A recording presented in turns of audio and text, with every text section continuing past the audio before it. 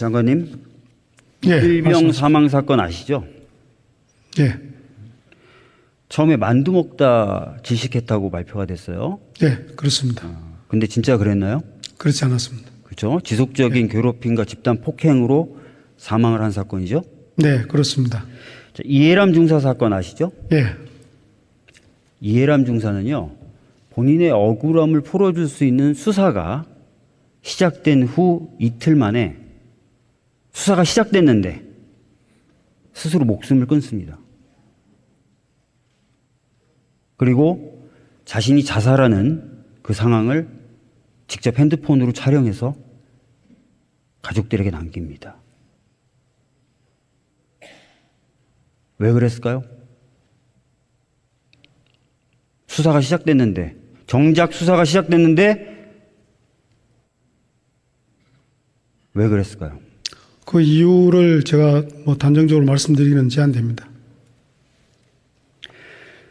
성추행을 당했을 때 이해람 중사의 상급자 이렇게 얘기했다고 합니다. 신고할 테면 신고해봐. 왜 이런 말이 가능했을까요? 그 배경은 제가 정확하게 판단하기 어렵습니다. 군내에서의 사망 사건에 대한 수사 제대로 이루어지지 않았죠.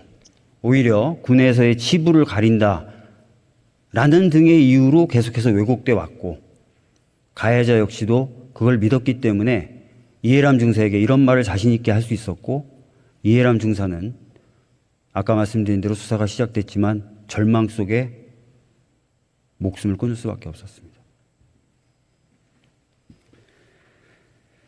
문제가 되자 군에서는 사상 최초로 특임검사까지 임명해서 수사합니다. 그러나 나중에 특검이 관여해서 낸 결론과 매우 달랐습니다. 이해람 중사 사망 후에 제가 이해람 중사가 안치돼 있었던 수도병원에 갔었어요. 저 굉장히 큰 충격을 받았습니다. 왠지 아십니까? 수도병원에 안치되어 있는 시신이 아주 오랫동안 가족들이 찾아가지 않고 안치되어 있는 시신들이 너무나 많았습니다. 왜 가족들이 시신을 안 찾아갔을까요? 사망 원인에 대해서 군 수사기관이 밝힌 것을 믿지 못하겠다. 진상을 밝혀달라 그러면서 길게는 3, 4년 동안 자기 자식의 시신을 찾아가지 않았었습니다. 자, 그래서 여야가 힘을 합쳐서 군사법원법을 개정하게 됩니다. 어떤 방향으로 개정을 했을까요? 3대 범죄에 대해서는 민간 경찰과 검찰로 이관하는 것이었습니다. 왜 이관하죠? 중대한 범죄라고 보고 거기에 대한 수사의 공정성, 재판의 공정성이나 투명성을 높이기 위해서 그렇다고 저는 이해를 하고 있습니다. 네, 어렵게 말씀하셨지만 쉽게 얘기하면 군에서의 개입을 배제하겠다. 특히 기휘부의 간섭을 배제하겠다라는 취지였습니다. 알고 계시죠? 네, 그렇습니다. 네. 근데 법을 개정할 때 법문에 그런 걸 최대한 담으려고 노력했지만 법문원에는 담을 수 있는 한계가 있습니다. 그걸 보통 법 기술의 한계다라고 부릅니다. 보통 그래서 부족한 부분은 해석을 통해서 메우게 됩니다. 이 정도는 알고 계시죠? 네, 그렇습니다. 네. 자, 법 해석의 첫 번째 기준으로 들고 있는 것은 보통 입법자의 의도입니다. 그걸 알고 계시죠? 예, 입법의 취지라는 거 저는 이해하고 그렇습니다. 있습니다. 정확하게 말씀해 주셨습니다. 자, 이 법을 개정함에 있어서의 입법 취지는 과연 어땠는지 한번 보여드리도록 하겠습니다. 자, 보시면 이 법의 해당 조항, 민간 수사기관으로 이첩해야 된다는 조항을 심의하면서 법무부 차관이 이렇게 얘기합니다. 법률적 용어로서의 인지란 단어가 인지하면 이첩하게 돼 있으니까, 아니면 사실상 발견한 건지 이런 부분이 좀 헷갈린다라고 문제를 합니다. 그래서 제가 이렇게 얘기합니다. 그냥 사실을 알면 바로 딱 신속하게 이렇게 얘기하고, 법무부 차관뿐만 아니라 국방부 차관에게까지도 동의를 받습니다. 그러면서 의사록에 명확히 기재하겠다라고 했습니다. 자, 법률적 용어로서의 인지가 아니다라고 분명히 기재가 되어 있습니다. 자, 강성국 차관이 법률적 인지와 구분해서 물어보자 법률적 인지가 아니다라고 제가 확인을 하죠. 그렇죠? 제가 앞에 문장을 자세히 못 봤습니다. 저희들은 법률적 인지로 이해를 하고 있는데 아닙니다. 강성국 차관이 법률적 인지와 사실을 그냥 인식하는 부분을 두 개로 나눠서 질문합니다. 그래서 제가 법률적 인지가 아니라 사실을 확인하면 바로 딱이라고 얘기합니다. 아셨죠? 네, 말씀하십시오. 네. 예.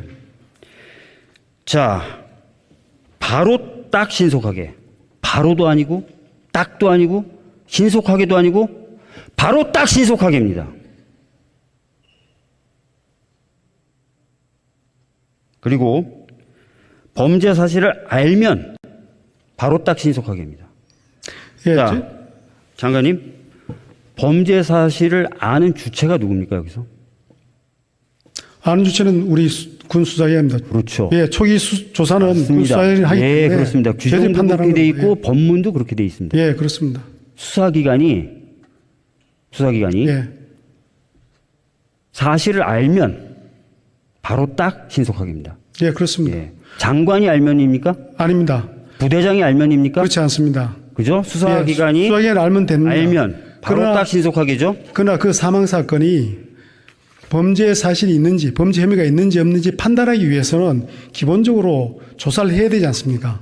조사를 하고 법리 판단을 해야 되지 않습니까? 그 과정에 시간이 걸린다는 겁니다. 그래서 지난 1년 4개월 동안 전체 6건이 있었지 않습니까? 전부 보면은 2달에서 3달이 소요되었습니다. 자, 그래서 의원님께서도 물론 그 법 개정 과정에서 관여를 하셨지만은 장관님. 저희 국방부 법무관리관도 예. 지금 장관님의 방금 하신 말씀하고도 배치되는 말씀을 하시고 계시는 거예요. 자, 수사기관이 주체라 그랬죠? 네, 그렇습니다. 여기 어디 장관이 들어가 있습니까? 그래서 제가 거기에 대해서는 여기 장관이 어디 있어요? 제가 그래서 조사를 한 건 여기 사령관이 어디 있고? 그렇지만은 장관은 자, 지휘 감독할 권한이 있지 않습니까? 그렇지 않습니다.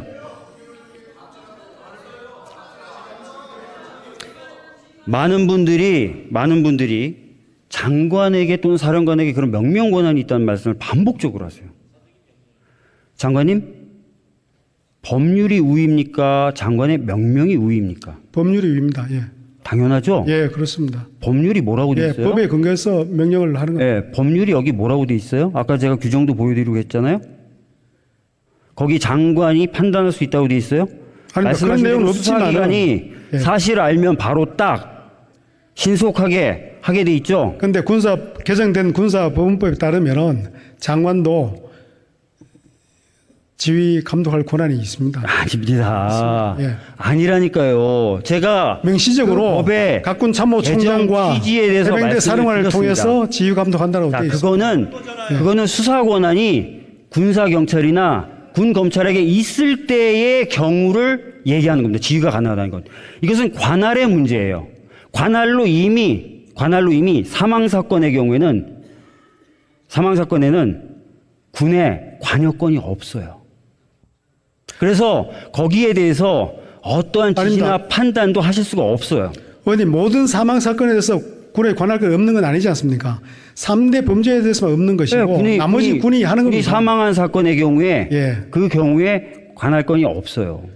그러니까 그 원인 제공을 한 그 행위가 있는지 없는지를 판단하기 위해서 그 판단의 주체를 제가 아까 흥분해서 말씀드렸지만 장관이라고 법에 돼 있지 않다니까요. 그렇습니다. 장관이 하는 게 아니라 경찰이 하도록 돼 있고 그렇습니다. 검찰이 하게 돼 있어요. 그리고 그렇죠. 예. 판단이 쓰는 순간 바로 딱 지시없이 신속하게 위반하는 겁니다. 예. 넘기게 돼 있습니다.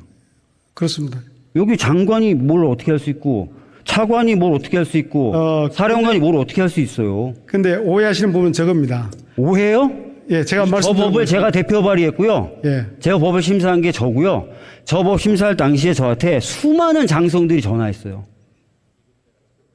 수많은 장성들이 전화하면서 뭐라 그러냐면 아유, 의원님, 사건을 그렇게 바로 딱 넘기게 되면 군대 내에서 판단할 수가 없게 되지 않습니까? 그러면 군대의 특수성이 전혀 고려가 안 됩니다. 또는 바로 그렇게 넘기게 되면 군의 지휘관으로서의 지휘권이 약화됩니다. 그런 얘기 다 하셨어요. 저희 법사위원들 모여서 회의하면서 다 그런 상황 공유했고요. 결과적으로 그런 주장 안 받아들이기로 한 겁니다. 다시 정리해서 말씀드릴게요. 장관이든 부대장이든 관여하지 마라. 라고 판단하고 정리하고 만든 조문입니다. 의원님, 그 수사에 대해서 장관이 구체적으로 관여는 하지 않지 않습니까? 아니요. 이번 경우는 아니요. 경우는 다른 분명히 문제입니다. 그렇게 얘기하셨죠. 수사에 관여하는 건 아니고 이번에 분명히 재검토 지시하셨죠. 그렇습니다. 예. 왜 재검토 지시하셨어요? 그러니까 지휘관계에 있는 8명 그러니까요. 전부를 업무상 과실치사 혐의로 했기 때문에 자, 지금 말씀하신 법리 게 판단이 지금 말씀하신 게 내용에 관여한 게 아니에요? 바로 그거예요. 아니 하지 말라는 거예요. 법리 내용에 자, 8명이 문제 있다고 수사관이 바로 딱 알아서 하려고 했더니 멈춰. 8명 다 하는 건 문제 있어. 그게 아니고요. 이게 내용에 관여한 게 아니에요? 문제가 있다고 한 것이 아니라 자, 그게 이게 정확한 내용에 법리 관여한 게 판단이 아니에요? 되었는지를 다시 판단해 자, 보라는 얘기입니다. 제가 딸기 주스하고 수박 주스 먹을게요. 아, 죄송합니다. 수박이라는 용어 써서. 딸기 주스하고 뭐 다른 주스 먹겠습니다. 이렇게 했어요. 근데 갑자기 재검토하래요. 주문하지 말래요. 주문 넣지 말래요. 이 얘기는 뭐예요? 간섭이고 주문 바꾸라는 거잖아요. 자, 그래서 지금 장관님이나 많은 사람들이 하는 얘기가 죄송한 말씀이지만 저한테는 말장난으로 느껴져요. 분명히 내용에 관여했고 내용을 바꾸라는 취지의 재검토 지시인데 내용에 무슨 저희가 관여했습니까? 내용을 바꾸라는 취지는 아닙니다. 결과적으로도 내용도 바뀌었는데 그리고 입법 취지는 아까 말씀드린 대로 특히 장관님 같은 분, 지휘관 같은 분들은 절대 들여다보지도 말라고 한 게 개정 취지인데 제가 그 내용을 하나하나 보고 누구 넣어라 빼라 이렇게 지침 준 건 전혀 없습니다. 없고요. 방금 얘기하셨잖아요. 8명 다 하는 건 문제가 있을 것 같아서 재검토 지시했다고. 위법 사실이에요. 안 되는 걸 하신 겁니다. 안 되는 제가 것을.